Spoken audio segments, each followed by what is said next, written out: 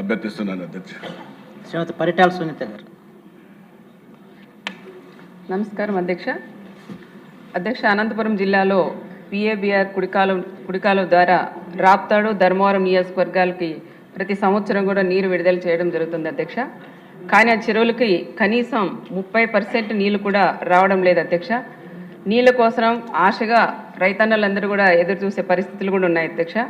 కాబట్టి రాప్తాడు నియోజకవర్గం ఆత్మకూరు మండలంలో హంద్రీనివా ప్రధాన కాలువ నుంచి అదే మండలానికి పిఏబిఆర్ కుడి కాలువ లింకు కెనాల్ ఏర్పాటు చేయడం ద్వారా రాప్తాడు, ధర్మవరం నియోజకవర్గాల్లో సుమారు 50 చెరువులకు సాగునీరు కూడా ఇవ్వడానికి కూడా అవకాశం ఉంటుంది అధ్యక్ష. అలాగే అధ్యక్ష, హంద్రీనివా ప్రధాన కాలువ నుంచి ఆత్మకూరు మండలం వేపచెర్ల సమీపంలో గోపాలప్ప కుంటకు నీరు ఇవ్వాలని ఆ గ్రామ రైతులందరూ కూడా కోరుతున్నారు అధ్యక్ష. ఈ కుంటకు నీళ్లు ఇస్తే సుమారుగా 500 ఎకరాలు వరకు, అదేవిధంగా 100 బోర్లు కూడా ఉపయోగం కూడా ఉంటుంది అధ్యక్ష. అలాగే హంద్రీనివా ప్రధాన కాలువ నుంచి బండమీదపల్లి చెరువు వస్తున్న పిల్ల కాలువ నుంచి 2 కిలోమీటర్లు కొత్తగా కాలువ ఏర్పాటు చేయడం ద్వారా పాలబావి, చెర్లోపల్లి, చాపట్ల, మరూరు, ముక్తాపురం చెరువులకు నీరు అందించాలని స్థానిక ప్రజలు కూడా కోరుతున్నారు అధ్యక్ష. స్థానికులు కూడా గౌరవ మంత్రివర్యులు లోకేష్ బాబు గారు వచ్చినప్పుడు కూడా ఒక మెమరాండం కూడా అందజేసింది కూడా జరిగింది అధ్యక్ష. ఈ కాలువ ద్వారా సుమారు 1000 ఎకరాలు, 200 బోర్లు కూడా ఉపయోగం ఉంటుంది అధ్యక్ష. ముఖ్యంగా చెన్నై కొత్తపల్లి మండలం వెంకటంపల్లి సమీపంలో ప్రవహిస్తున్న హంద్రీనివా ప్రధాన కాలువ నుంచి పిల్లకాలువ ద్వారా కనముక్కల, ఎర్ర చెరువు మరియు మేడాపురం చెరువు కూడా నీరు అందించాలని స్థానిక రైతులు కూడా కోరుతున్నారు అధ్యక్ష. ఈ కాలువ నిర్మాణం వరకు వెంకటంపల్లి, ఓబలంపల్లి, ఒంటికొండ, చిన్న ముగిలేపల్లి, పెద్ద ముగిలేపల్లి, మేడాపురం మరియు కనముక్కల, వెల్దుర్తి గ్రామాల రైతులు కూడా ఉపయోగం ఉంటుంది అధ్యక్ష. సుమారుగా 500 ఎకరాల్లో నీళ్లు అందడంతో పాటు బోరుబావుల ద్వారా రైతులు పంట పండించుకునేదానికి కూడా అవకాశం ఉంటుంది అధ్యక్ష. ఈ కాలువ నిర్మాణానికి దాదాపు 6,30,00,000 అంచనాలు కూడా వేయడం జరిగింది అధ్యక్ష. అలాగే అధ్యక్ష, పై 4 పనులకు కూడా సుమారుగా అనుమతులు మంజూరు చేయాలని, నీ ద్వారా నిధులు కూడా కేటాయించాలని, మా నియోజకవర్గం రైతులను కూడా ఆదుకోవాలని సభ ద్వారా గౌరవ ముఖ్యమంత్రి చంద్రబాబు నాయుడు గారిని, అదేవిధంగా మంత్రివర్యులను కూడా కోరుతున్నాను అధ్యక్ష. అదేవిధంగా అధ్యక్ష, 2017-18లో కూడా గౌరవ చంద్రబాబు నాయుడు గారు కూడా అప్పర్ పెన్నర్ ప్రాజెక్టు కూడా ఆ రోజుల్లో కూడా శాంక్షన్ చేశారు అధ్యక్ష. చేసిన తర్వాత ఒక వైఎస్ఆర్ ప్రభుత్వం వచ్చిన తర్వాత ఒక సైకో సీఎం ఉండడం వల్ల ఆ రోజు ఇచ్చిన ప్రాజెక్టులన్నీ కూడా ఆగిపోయినాయి అధ్యక్ష. మళ్ళీ మన ప్రభుత్వం వచ్చిన తర్వాత గౌరవ చంద్రబాబు నాయుడు గారు సీఎం అయిన తర్వాత మళ్ళీ అప్పర్ పెన్నర్ ప్రాజెక్టు కూడా మొన్ననే స్టార్ట్ చేసింది కూడా జరిగింది అధ్యక్ష. మన సీఎం గారి దృష్టికి కూడా తీసుకెళ్తే రైతులు కూడా పరిహారం కూడా ఇవ్వలేదంటే వెంటనే స్పందించి పరిహారం కూడా వెంటనే ఇవ్వాలని గౌరవ ముఖ్యమంత్రి చంద్రబాబు నాయుడు గారు కూడా చెప్పిన విషయం మీ ద్వారా చెప్తున్న అధ్యక్ష. మా రాప్తాడు నియోజకవర్గం రైతన్నలందరూ తరపున అప్పర్ పెన్నర్ ప్రాజెక్టుకు మళ్ళీ పూర్వ వైభవం వచ్చిన దానికి ప్రత్యేకంగా గౌరవ ముఖ్యమంత్రి చంద్రబాబు నాయుడు గారికి మా రైతుల తరపున కృతజ్ఞతలు కూడా తెలియజేస్తున్నారు. పల్లి సుందరారెడ్డి గారు. అధ్యక్ష, ఎంతో వెనుకబడిన ఉమ్మడి అనంతపురం జిల్లాలో తాగునీరు సౌకర్యం కల్పించాలని, అదేవిధంగా నీటి కొరతను తగ్గించాలని శ్రీ భగవాన్ సత్యసాయి బాబా గారు శ్రీ సత్యసాయి వాటర్ సప్లై ప్రాజెక్ట్ని 1997 సంవత్సరంలో ప్రారంభం చేశారు అధ్యక్ష. ఈ ప్రాజెక్ట్లో 273 ఇండివిజువల్ స్కీమ్స్ ఉన్నాయి, 19 comprehensive schemes, 5 major comprehensive schemes, 1341 గ్రామాలకి నీటి సరఫరా జరుగుతుంది అధ్యక్ష. అదేవిధంగా 16.41 లక్షల మందికి నీటి సప్లై జరుగుతుంది అధ్యక్ష. కానీ ఇటీవల ఈ ప్రాజెక్ట్ని ఈ సత్యసాయి బోర్డు నుంచి జిల్లా పరిషత్కి హ్యాండ్ ఓవర్ చేయడం జరిగింది అధ్యక్ష. ఇది సరైన నిర్ణయం కాదు అధ్యక్ష. ఇది బోర్డు కింద ఉంటేనే లక్షలాది మందికి మంచి జరుగుతుంది అధ్యక్ష. గ్రామ పంచాయతీల్లో ఇది సక్రమంగా నిర్వహించడం చాలా కష్టం అవుతుంది అధ్యక్ష. స్వామివారి ఆశయం కూడా సరిగ్గా ముందుకు వెళ్ళదు అధ్యక్ష. ఇది స్వామివారిది ఒక డ్రీమ్ ప్రాజెక్ట్ అధ్యక్ష.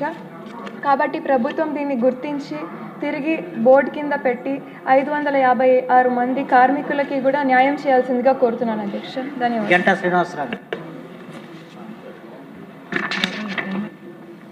అధ్యక్ష, ధన్యవాదాలు. విశాఖ నగరం అధ్యక్ష ఒక సిటీ ఆఫ్ డెస్టినీగా, ఫైనాన్షియల్ క్యాపిటల్గా, ఏషియాలోనే అత్యంత వేగంగా డెవలప్ అవుతున్న నగరం అధ్యక్ష. అయితే దానికి ప్రధానంగా ట్రాఫిక్ సమస్య అధ్యక్ష. ఏదైతే కొత్తగా అంతర్జాతీయ విమానాశ్రయం భోగాపురంలో రేపు జూన్ 26న స్టార్ట్ కాబోతా ఉంది.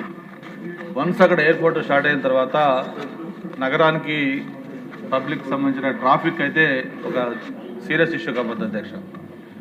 దానికి ప్రధానంగా ఒకటి మెట్రో, 2 కోస్టల్ కారిడారు, 3వది ఫ్లైఓవర్స్. ఇట్లా 3 రకాలుగా ఆ ట్రాఫిక్ అడ్రస్ చేయడం కోసం గతంలో ప్లాన్ చేయడం జరిగింది. అయితే 3 కూడా ఇప్పుడు మెట్రో కానీ లేకపోతే కోస్టల్ కారిడార్ కానీ ఫ్లైఓవర్స్ కానీ అన్నీ కూడా ప్రస్తుతానికి అది పురోగతి అయితే ఏమీ జరగట్లేదు. ఒక 30 ఇయర్స్ బ్యాక్ నగరంలో రోడ్లన్నీ కూడా వైండింగ్ చేశారు తప్ప 30 ఇయర్స్ నుంచి ఇప్పుడు దాకా ఏమాత్రం వైండింగ్ జరగలేదు. అప్పుడు వెహికల్స్ కానీ, అప్పుడు పాపులేషన్ కానీ, ఇప్పుడున్న పాపులేషన్ కానీ, ఇప్పుడున్న వెహికల్స్ కానీ చూసుకుంటే అది కనీసం ఒక 4-5 టైమ్స్ పెరిగింది. అంతేకాకుండా రీసెంట్గా వస్తున్న ఐటీ కంపెనీలు కానీ లేకపోతే టూరిజం ప్రాజెక్టులు కానీ ఇవన్నీ కూడా మ్యాక్సిమం వైజాగ్కి వస్తామని, ప్రత్యేకించి గూగుల్ వచ్చిన తర్వాత రాబోయే 4-5 సంవత్సరాల్లో కనీసం 1,00,000 మంది ఎంప్లాయీస్ వస్తారంటూ కూడా ప్రిడిక్షన్ వస్తూ ఉంది. మరి 1,00,000 మంది ఎంప్లాయీస్ వచ్చారంటే వాళ్ళందరూ కూడా 2 వీలర్స్ కానీ 4 వీలర్స్ కానీ ఏ వెహికల్స్ తీసుకున్నా కూడా మరీ పరిస్థితి కూడా దారుణంగా తయారవుతుంది. కాబట్టి దీని మీద గౌరవ ముఖ్యమంత్రి గారు స్వయంగా ఎట్లాగైతే సిఆర్డీఏ మీద ఎవ్రీ వీక్ రివ్యూ చేస్తూ ఉన్నారో, వైజాగ్ ట్రాఫిక్ సంబంధించి కూడా గౌరవ ముఖ్యమంత్రి గారు స్వయంగా అటు ఎంఏయుడి కానీ, ఆర్ఎండ్బి కానీ, నేషనల్ హైవేస్ కానీ అన్ని కన్సర్న్ డిపార్ట్మెంట్స్ తోటి ఒక సీరియస్గా రివ్యూ చేసి తప్ప ఈ ఇష్యూ చాలా జటిలంగా తయారవుతుందని చెప్పని మీ ద్వారా తెలియజేస్తాను అధ్యక్ష. కాలా శ్రీనివాస్. ధన్యవాదాలు అధ్యక్ష. నా నియోజకవర్గ కేంద్రమైన రాయదుర్గం పట్టణంలో చాలామంది నిరుపేదలు, సొంత ఇల్లు లేని వాళ్ళు ఉన్నారు అధ్యక్ష. వాళ్ళ కోసమని గతంలో తెలుగుదేశం ప్రభుత్వ హయాంలో 1008 మందికి టిట్కో ద్వారా బహుళ అంతస్తుల ఇళ్ల నిర్మాణాన్ని చేపట్టాం అధ్యక్ష. దాదాపు పూర్తిగా వచ్చింది అధ్యక్ష. ఆ నిర్మాణాలన్నీ కూడా పూర్తిగా వచ్చాయి. 64,81,00,000 రూపాయలు ఖర్చు కాగల ఆ ప్రాజెక్టులో ఇప్పటికే 40 కోట్ల రూపాయల పనులు జరిగాయి అధ్యక్ష. మిగతా పనులు పూర్తి చేసి సాధ్యమైనంత త్వరగా కనీసం వచ్చే దసరా నాటికైనా వాళ్ళందరికీ 1000 కుటుంబాలకు శాశ్వత గృహ వసతి కల్పించాలని మీ ద్వారా నేను ప్రభుత్వాన్ని కోరుతా ఉన్నాను అధ్యక్ష. ఎందుకంటే చాలామంది నిరుపేదలు సంవత్సరాల తరబడి వాళ్ళు ఆ ఇళ్ల కోసం వేచి చూస్తూ ఉన్నారు. కాబట్టి ఇది ఒక బృహత్తరమైన కార్యక్రమం, నా నియోజకవర్గం కేంద్రంలో అత్యంత ప్రధానమైన కార్యక్రమం. కాబట్టి దీన్ని సాధ్యమైనంత త్వరగా ఆ పేదలందరూ గృహప్రవేశాలు చేసే విధంగా మీరు ప్రభుత్వం చర్యలు తీసుకోవాలని మీ ద్వారా విన్నవించుకుంటున్నాను అధ్యక్ష. వసంత కృష్ణ ప్రసాద్ గారు. ధన్యవాదాలు అధ్యక్ష. గ్రామీణ ప్రాంతాల్లో వ్యవసాయ ఉత్పత్తులు ఇంటికి రావడానికి ప్రధానమైన డొంక రోడ్లు గడిచిన 7 సంవత్సరాల కాలంగా ఎన్నో తుఫాన్లు, అల్పపీడనాలు ఏర్పడినా ₹1 కూడా కేటాయించిన పరిస్థితి అధ్యక్ష. అన్నీ ఉన్న అల్లుడి నోట్లో శని అన్నట్టు మార్కెట్ యార్డులలో డబ్బులున్నా కూడా వాటి నిధుల వినియోగాన్ని ప్రభుత్వం నిలిపివేసినందువల్ల ఒకప్పుడు గ్రామీణ ప్రాంతాల్లో వ్యవసాయ ఉత్పత్తులు ఇళ్లకు రావాలన్నా, రైతులు పొలాలకు వెళ్ళాలన్నా ఉన్న డొంక రోడ్లన్నీ ఛిద్రమైపోయి ఉన్నాయి. ఇది ఒక్క నా నియోజకవర్గానికి పరిమితమైన అంశం కాదు అధ్యక్ష, రాష్ట్ర వ్యాప్తంగా అంతా జరిగేదే.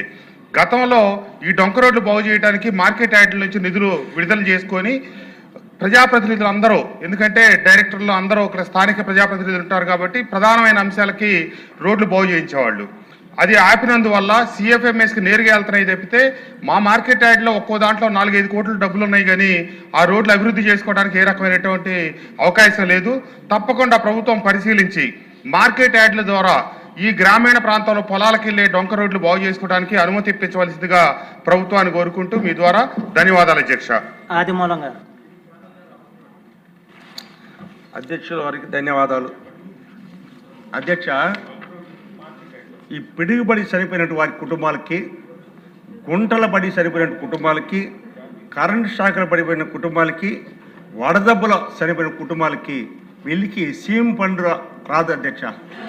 వెంటనే ప్రభుత్వం వాళ్ళంటి వారిని గుర్తించి గౌరవ ముఖ్యమంత్రి